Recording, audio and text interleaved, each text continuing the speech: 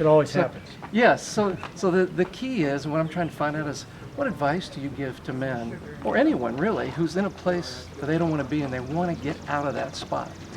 I think the first thing men have to understand is real men don't eat meat. And I give as probably the best example is an excavation that was done done recently on burial of men who died 1,800 years ago. And this is in a place that's now Turkey, it's Ephesus. And these are old archaeologic buildings where Roman soldiers were fighting in the Colosseum. And what they recently uncovered was a burial plot that contained 60 gladiators. They found tridents and swords and shields and holes in their skull that were made by tridents. And so they were gladiators. And so they analyzed their bones, and what they discovered was these gladiators were vegan, which fits into the historical accounts of gladiators. Gladiators are known as the barley men. So the strongest, meanest, most survival-oriented occupation that ever existed, being a gladiator, to win and compete in that particular occupation, the participants chose to be vegan, to live on starches, which were barley and beans, and they avoided meat. So I think what every red-blooded American who's trying to push their muscles and their sexual prowess out to the population needs to understand is that real men, really strong men, really tough men, they live on starch, rice, corn, beans, etc. And they have to get over this mythology that you are somehow stronger if you eat animal foods. That's wrong. It is in contrast to scientific research that shows the winners, all winners of endurance events, are carbohydrate load. In other words, they're starch eaters.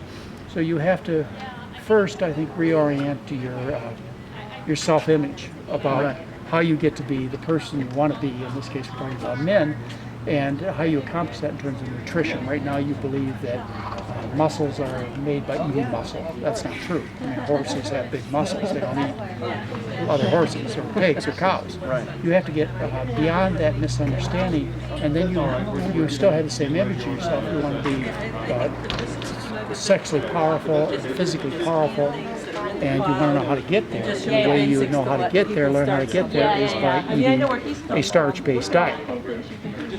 So that's the first thing men need to know. The second thing, probably along the same lines, is reproductive functions and abilities are directly tied to what you eat. So real men, if they want to be able to sexually perform into their 40s, 50s, 60s, and 70s, live on a diet that keeps the arteries open, which is a starch-based diet, and they avoid the meat and dairy.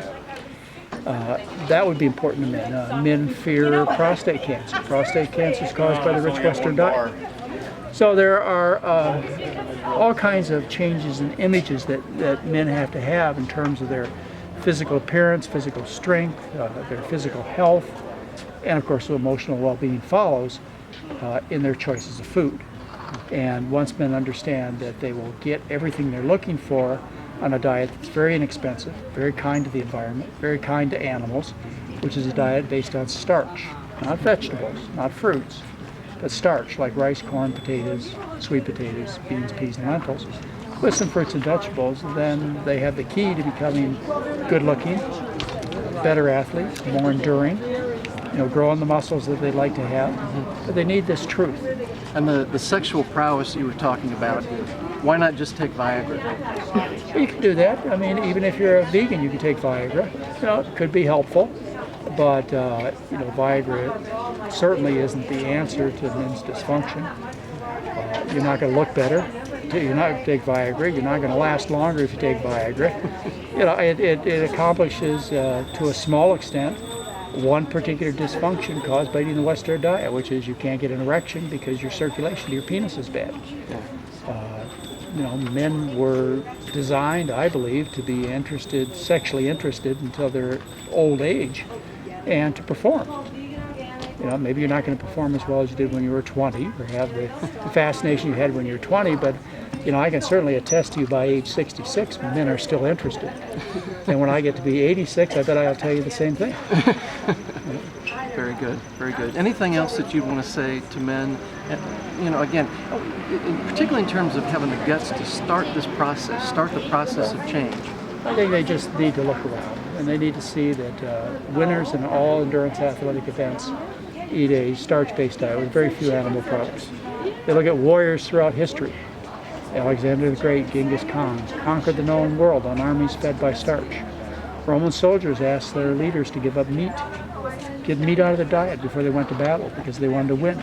Almighty warriors, which men always picture themselves as the great warrior, almighty warriors live on a starch-based diet. The fat kings and the queens sat up in their castle, on the hill, eating the lamb chops and the chicken wings. It's so whatever image you want to have. You want to have an image of a warrior. You want to be the pompous king with gout in your feet sitting in the throne. It depends on what you mean. Very good. Well, we are spreading the message. I really appreciate your time. I hope it recorded okay for you. Yes. Thank you, Dr. McDougall. Thanks.